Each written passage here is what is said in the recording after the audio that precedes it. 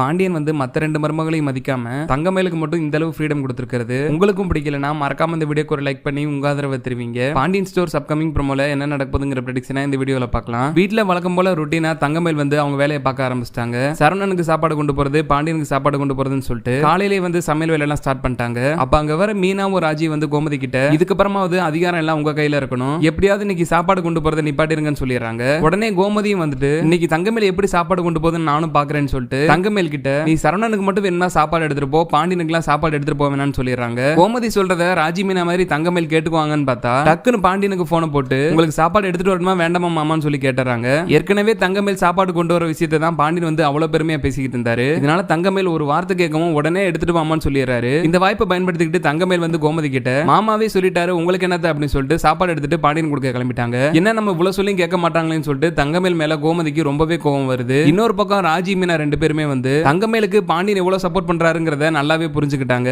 இப்படியே போயிடுச்சுன்னா இது தங்கமேல் கோமதிக்கு இடையில மட்டும் இல்லாம மருமகளுக்குள்ளேயே சண்டை வர அளவுக்கு ஆயிரும் போல. ஏன்னா அந்த அளவுக்கு ராஜி மீனாவும் தங்கமேல் மேல அவ்வளவு கோவமா இருக்காங்க. கூடிய சீக்கிரமே வீட்டுல இருக்க யாராவது இந்த தங்கமேலோட ஆட்டத்துக்கு ஒரு முடிவு கட்டிட்டா நல்லா இருக்கும்னு நீங்களும் நினைச்சீங்கன்னா மறக்காம இந்த வீடியோக்கு ஒரு லைக் பண்ணி உங்க ஆதரவை தெரிவிங்க.